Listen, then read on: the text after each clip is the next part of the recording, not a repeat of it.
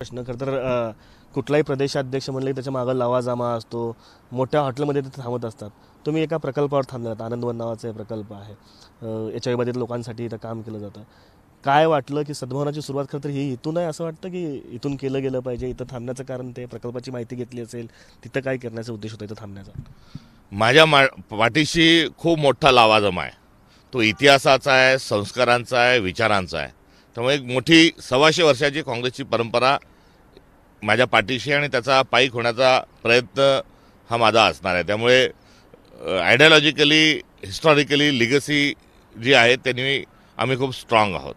राहिला प्रश्न आनंदग्राम या ठिकाणी थांबण्याचा, तर अनेक वर्षांपासून या संस्थेचं मला आकर्षण होतं. कुठे हेमलकशावरून विचार घेऊन आलेले दत्ताभाऊ जे असतील ते वेगळ्या पद्धतीने काम करतात, त्यांच्याबद्दलही एक आदर होता.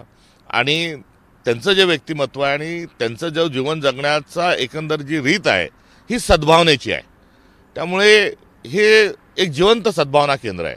आणि या परिसरात आल्यानंतर त्या सद्भावना केंद्रात जर मी थांबलो नाही तर ती माझी फार मोठी कुठेतरी चूक राहिली असती. आणि मला व्यक्तिगत कार्यकर्ता या नात्यानेही या विचाराच्या अनुषंगानं जगण्या वागण्याचा माझा प्रामाणिक प्रयत्न असतो. त्यामुळे याच्यासारखी जागा तर कुठे असूच शकत नाही. कोणत्याही स्टार हॉटेलची किंवा आलिशान कोणत्याही गोष्टीची तुलना इथे होऊ शकत नाही. कारण इथे जो एकंदरीत या ठिकाणची जी भावना आहे, जी सद्भावना आहे, या ठिकाणच्या इथे जो कर्म जे अत्यंत चांगले केलेले आहे, इथली जी सेवा आहे, इथे जी करुणा आहे, या करुणेच्या अनुषंगानं इथे थांबणं हे भाग्याचं लक्षण आहे. आणि इथली जी प्रेरणा आहे आणि एक कार्यकर्ता या नात्यानं जे डोकं ठिकाणावर ठेवण्याचा जो संदेश आहे तो पण घेऊन जाण्याकरता हे महत्त्वपूर्ण असं एक केंद्र आहे.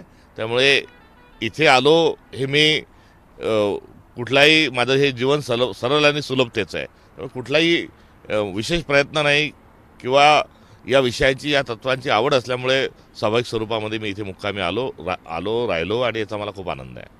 नक्कीच हे होते प्रदेशाध्यक्ष हर्षवर्धन सपकाळ सर. खरं तर बीड जिल्ह्यातलं हे आनंदवन केंद्र आहे ज्या ठिकाणी ते मुक्कामी थांबलेले आहेत आणि इथून मस्साजोगला जाणार आहेत, जिथून ही सद्भावना यात्रा सुरू होते. खरं तर हे आनंदवन जे ठिकाण आहे ते सद्भावनाचं केंद्र आहे असं त्यांचं म्हणणं आहे.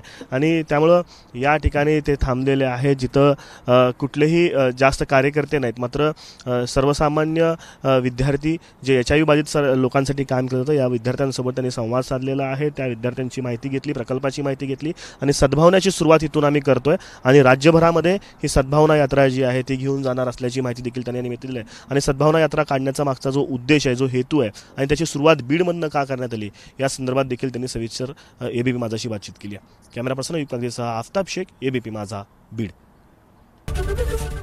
ABP माझा, उघडा डोळे बघा नीट.